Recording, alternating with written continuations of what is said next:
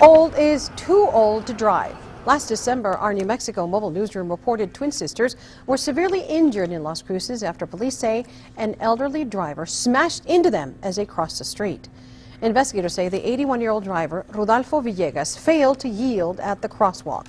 Witnesses told police he got out of his pickup, saw the injured teens, then drove away. He was arrested 4 days later and is due in court again tomorrow.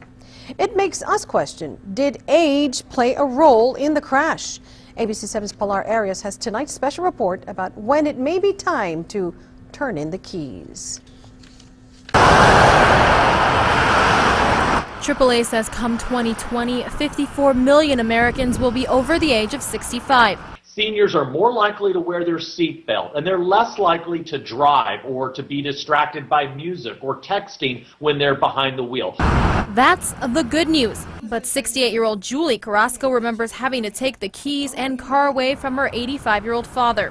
It's devastating because you're so independent and you're used to having wheels. She offers advice for those who will eventually have to have the talk with a loved one.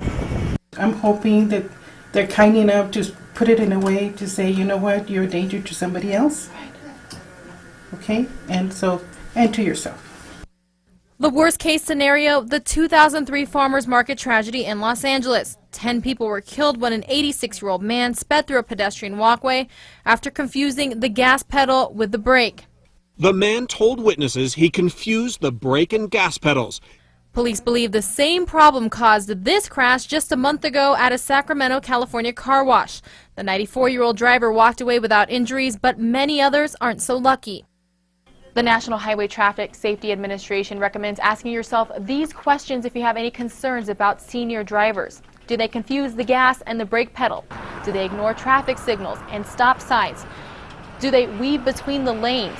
Do other people honk at them or pass them often? And also, do they seem lost or disoriented?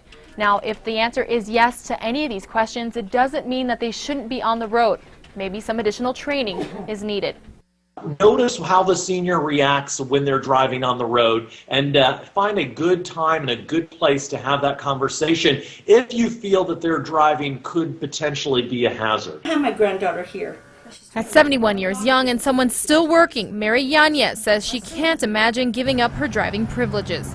I will never give my keys up to anyone at any time. But what if the day comes when I'm a danger to myself or a danger to others? In Texas, people older than 79 have to renew their driver's license in person every 6 years and pass a vision test.